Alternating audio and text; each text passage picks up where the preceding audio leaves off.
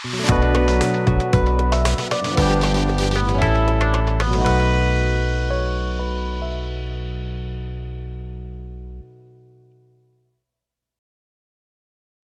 sejahtera bagi kita semua.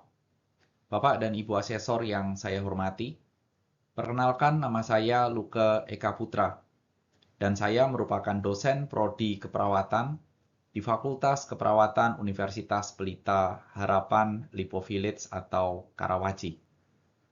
Dalam kesempatan ini saya ingin memberikan pemaparan mengenai mata kuliah yang saya ampu, yaitu wawasan dunia Kristen. Saya akan memberikan gambaran secara umum mengenai mata kuliah yang saya ampu dan juga menyampaikan unjuk kerja dari Tridharma Perguruan Tinggi.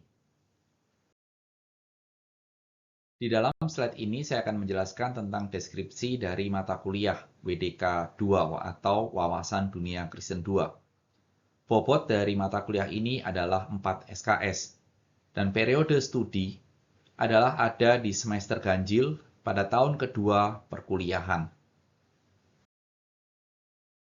Karena mata kuliah ini adalah ada di dalam tahun kedua, maka mata kuliah ini memiliki prasyarat mata kuliah yang harus mahasiswa ambil sebelumnya. Ada 2 mata kuliah yang harus diambil, yaitu pertama-tama pendidikan agama Kristen, dan setelah itu mahasiswa harus mengambil wawasan dunia Kristen 1. Barulah mahasiswa bisa mengambil wawasan dunia Kristen 2. Dan ini adalah daftar pustaka atau buku-buku yang menjadi sumber pengajaran untuk wawasan dunia Kristen 2. Ada dari Ronald Ness, ada dari penulis Philip Graham Raiken, ada dari Anthony Hoekema yang akan memaparkan tentang doktrin manusia dan juga doktrin diselamatkan oleh anugerah atau soteriologi, dan juga ada Louis Berkhof dalam sistematik teologia 2 dan juga 3. Di dalam wawasan dunia Kristen 2, mata kuliah ini terbagi dalam 3 bagian atau dalam 3 modul yang bisa dipelajari oleh mahasiswa atau 3 tema. Tema pertama adalah mahasiswa akan memahami tentang dosa. Di sini mahasiswa akan mendapat pemahaman tentang apa definisi dosa dan pemaparan lebih detailnya. Yang kedua adalah mahasiswa akan mempelajari tentang Kristus. Diharapkan dari materi ini, mahasiswa akan lebih mengenal tentang Kristus, baik secara pengetahuan dan juga pemahaman. Dan topik yang ketiga adalah tentang karya penyelamatan. Dan di sini mahasiswa akan mempelajari tentang apa dan bagaimana menurut Alkitab tentang keselamatan yang ada dalam iman Kristen. Dan berikut ini, di dalam slide ini, saya akan memaparkan tentang sedikit lebih detail tentang materi-materi atau topik yang akan dibahas.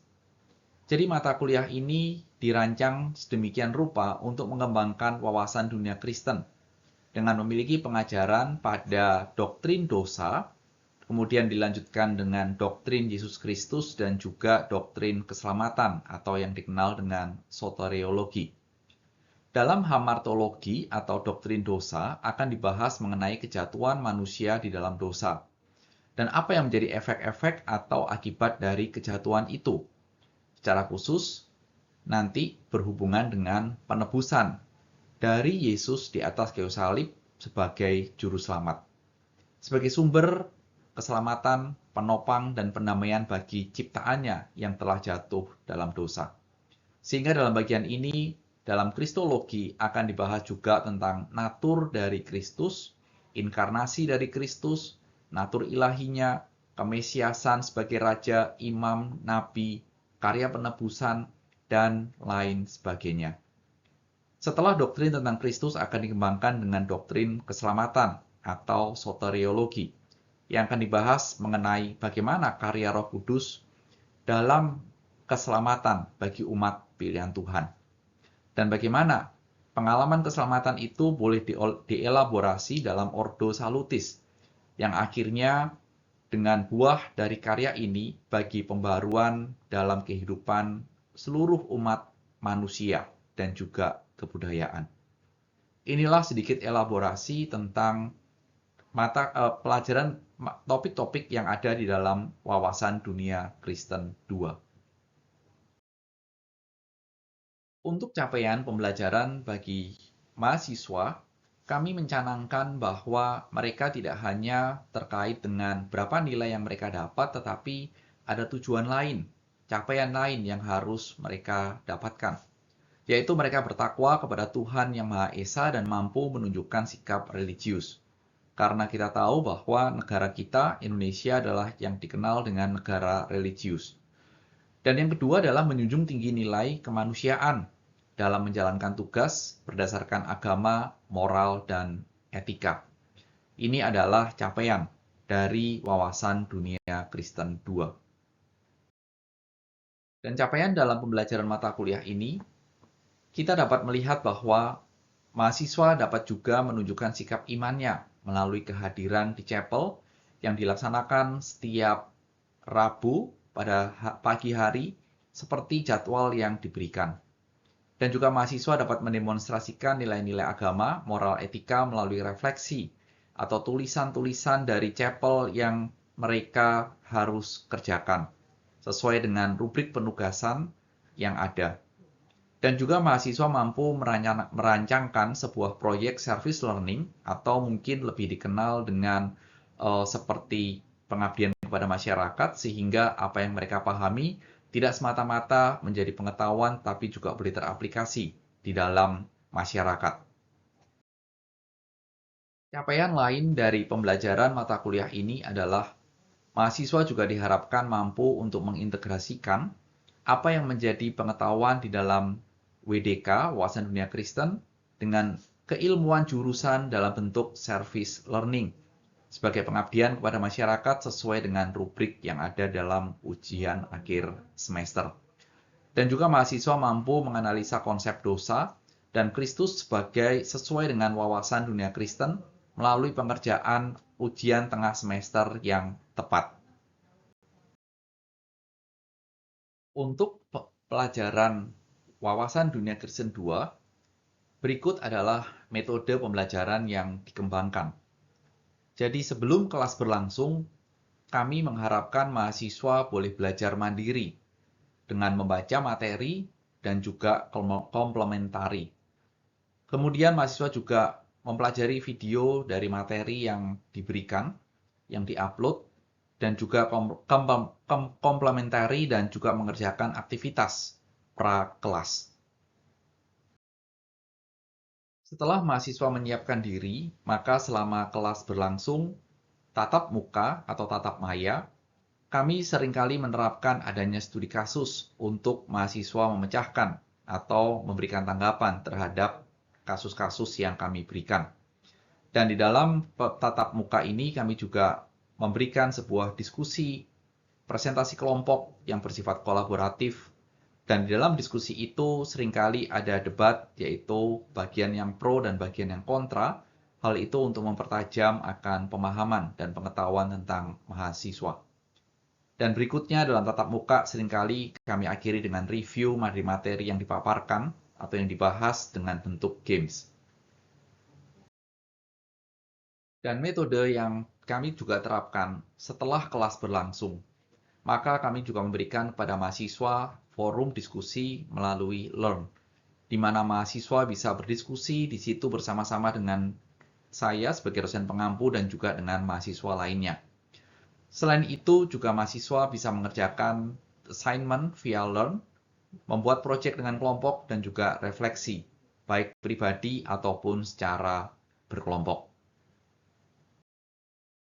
Dan berikut adalah penilaian dan evaluasi bagi seluruh mahasiswa wawasan dunia Kristen 2. UTS kami memberikan penilaian sebesar 25%, UAS 40%, penugasan 1 atau yang dikenal dengan KAT 1 di UPH 15% dan KAT 2 adalah 25%.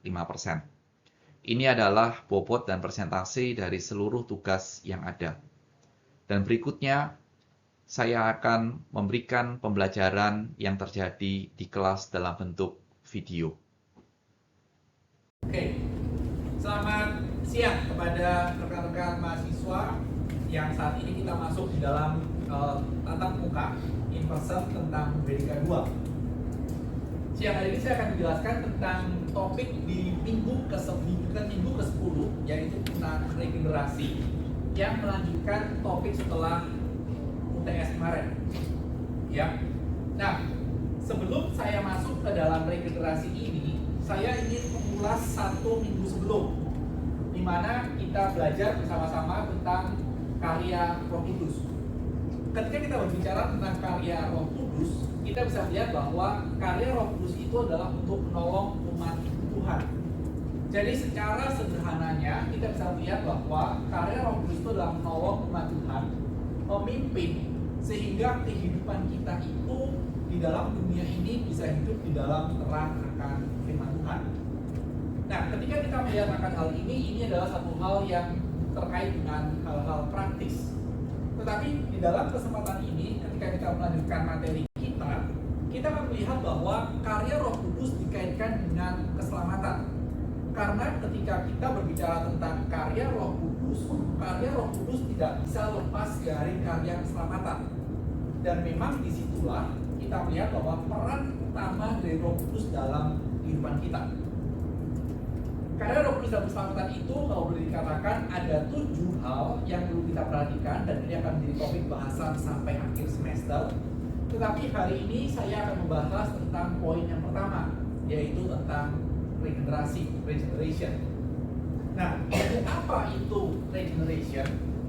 Regeneration atau lahir baru, kita bisa melihat bahwa secara pengajaran dari Alkitab, regeneration itu adalah awal mula kehidupan seseorang.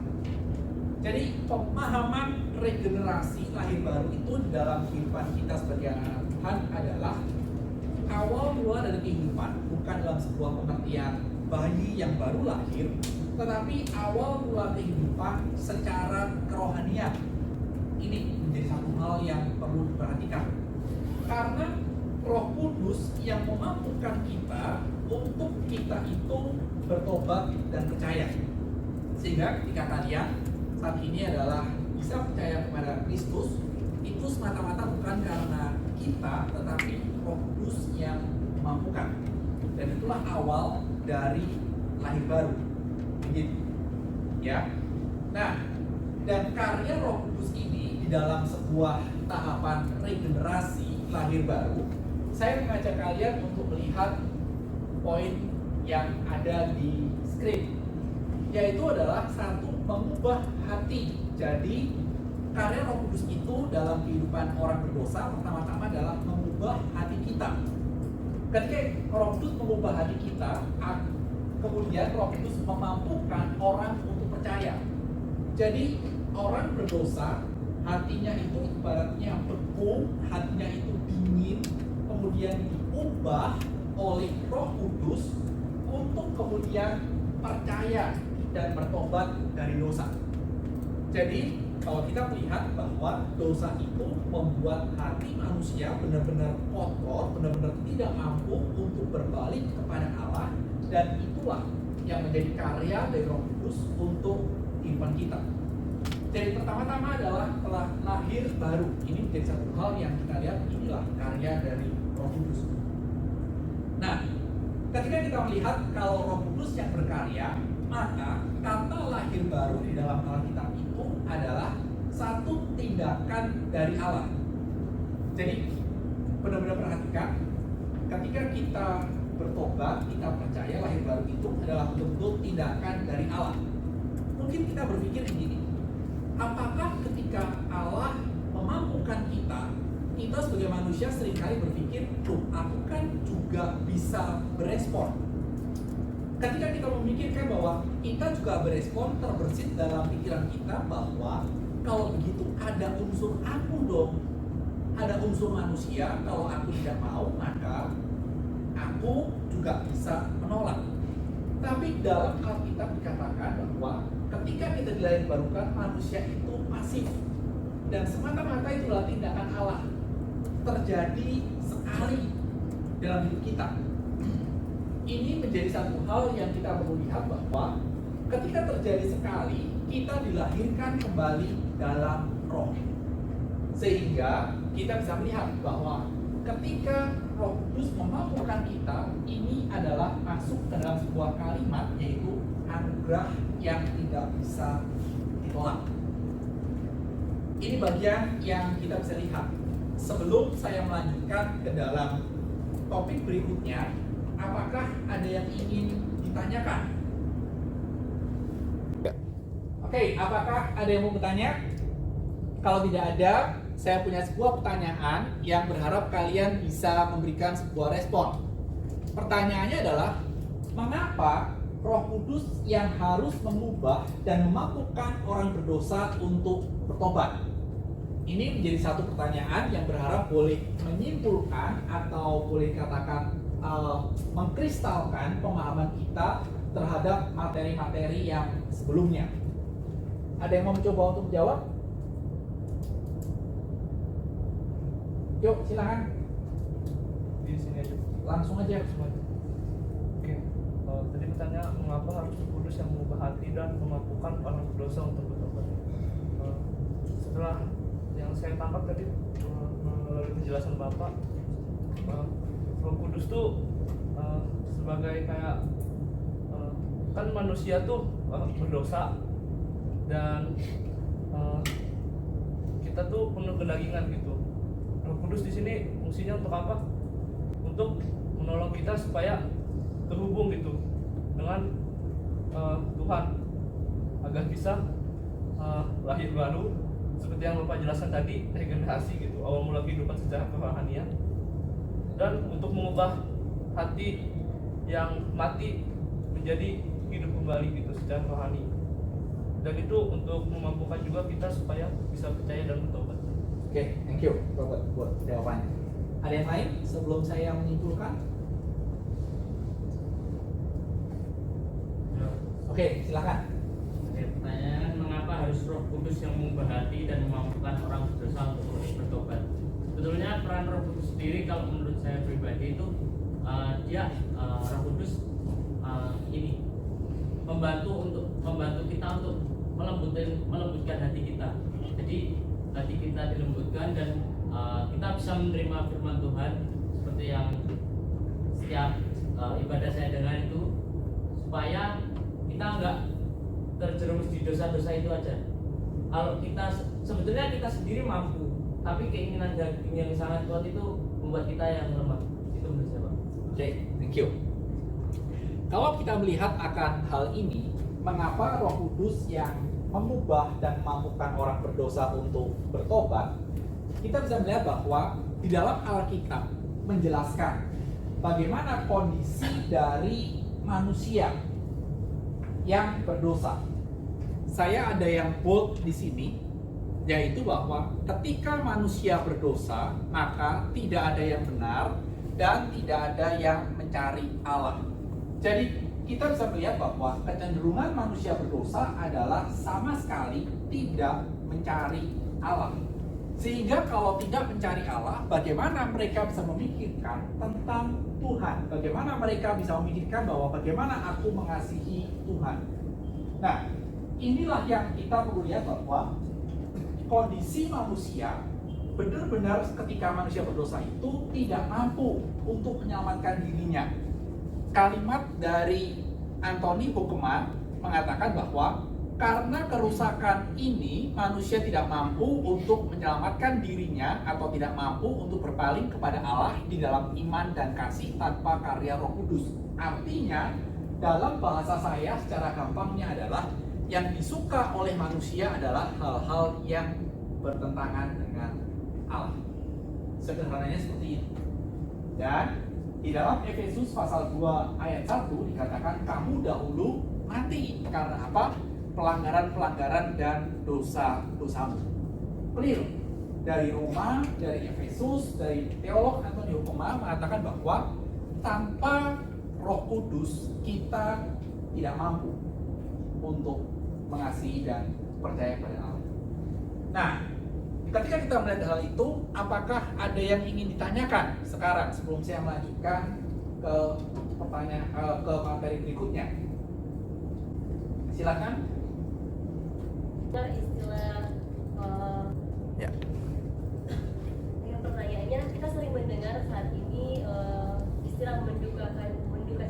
Kudus. Jadi kita tahu bahwa karya Roh Kudus adalah mengubah hati manusia dan memampukan manusia untuk lahir baru lagi. Jadi apa yang terjadi terhadap manusia ketika Roh Kudus itu yang ada dalam diri manusia itu berduka cita? Istilah Roh Kudus berduka cita, atau kita melihat di dalam Alkitab tentang istilah mendukakan Roh Kudus, itu lebih kepada bagaimana umat Tuhan, anak Tuhan itu murtad. Jadi istilah mendukakan Roh Kudus adalah benar-benar ketika kita menyangkali iman yang sudah kita miliki, atau kita menolak anugerah yang Tuhan berikan pada kita, sehingga itulah yang dikatakan dengan mendukakan Roh Kudus. Berharap ini boleh menjawab begitu ya, menjawab pertanyaannya. Nah, rekan-rekan mahasiswa, saya lanjutkan untuk beberapa slide ke depan terkait dengan regenerasi sebelum kita selesai di kelas ini. Ajaran tentang regenerasi, kalau kita melihat di dalam Alkitab, adalah merupakan, saya menggunakan sebuah kata, satu syarat untuk masuk ke dalam kerajaan Allah. Karena tanpa regenerasi, tidak ada orang yang bisa sampai atau melihat Tuhan. Di Yohanes 3 ayat yang ketiga. Kita lihat, kita tahu bahwa satu cerita dalam Injil Yohanes tentang Nikodemus yang kemudian tanya kepada Tuhan, bagaimana caranya? Salah satu orang yang bertanya kepada Tuhan, bagaimana caranya supaya aku bisa melihat Allah, bisa datang kepada Allah? Tuhan mengatakan lahir baru, dilahirkan kembali. Nah, cerita itu muncul di dalam Yohanes 3. Sehingga kalau kita melihat akan hal ini, maka regenerasi adalah satu syarat untuk masuk ke dalam kerajaan Allah. Nah, ini yang hal-hal praktika ini yang saya harap kamu boleh benar-benar lihat untuk merefleksikan dalam hidup kita. Orang yang sudah lahir baru, 1 Yohanes memberikan pengajaran pada kita adalah terus melakukan yang benar. Orang yang lahir baru artinya kalau terus melakukan yang benar, dia tidak berbuat dosa. Gampangnya gini, orang yang sudah lahir baru adalah orang yang benci dosa, suka kebenaran. Sederhananya seperti itu. Dan pertanyaannya buat kalian adalah, kalian sudah lahir baru belum? Kalau kalian sudah lahir baru, kalian benci dosa atau senang dosa? Nah, itu menjadi sebuah refleksi untuk kalian. Sehingga kita melihat bahwa kalau dua tanda ini, paling tidak kita bisa lihat dari 1 Yohanes pasal 2 dan pasal yang ketiga, kita juga melihat bahwa Yohanes Calvin kemudian menuliskan bahwa Kristus melindungi orang yang telah diregenerasi. Karena setiap orang tidak ada yang kebal dari dosa, makanya Kristus melindungi sehingga iblis tidak dapat mencelakainya, di mana mereka tidak akan berpaling dari imannya. Sehingga ketika orang hidup dalam dunia ini, dia benar-benar bertobat, dia lahir baru, butuh yang namanya perlindungan. Dan perlindungan ini adalah dilakukan supaya imanmu tidak berpaling, imanmu kuat, terutama pada saat-saat misalnya sedang dalam kedukaan atau dalam hal yang sangat sulit. Ya, ini adalah tanda-tandanya dan berharap ini bisa menjadi sebuah refleksi bagi kita semua. Dan natur dari lahir baru adalah terjadi seketika, tidak ada ketahapan, jadi terjadi secara tiba-tiba, dikerjakan oleh Roh Kudus secara supranatural, dan terjadi perubahan radikal dari yang kalian membenci jadi mengasihi, kalian yang jadi mengasihi dosa jadi membenci dosa. Jadi ini menjadi satu hal yang benar-benar terjadi secara radikal. Nah, sebelum kita selesai di kelas ini, saya berharap kalian selesai kelas ini bisa mengerjakan dalam forum diskusi. Pertanyaannya adalah, apa yang terjadi dalam kehidupan orang percaya yang sudah mengalami lahir baru? Harap ini menjadi sebuah diskusi, harap ini menjadi satu hal yang boleh menjadi tindak lanjut di kelas, setelah kelas, dan berharap saya boleh mendapatkan feedback dari kalian. Oke? Selamat siang dan sampai jumpa di minggu yang akan datang. Terima kasih. Demikianlah pemaparan tentang materi pembelajaran saya di Fakultas Keperawatan UPH. Kiranya berkenan untuk para asesor dan asesor juga diberikan kesehatan. Terima kasih.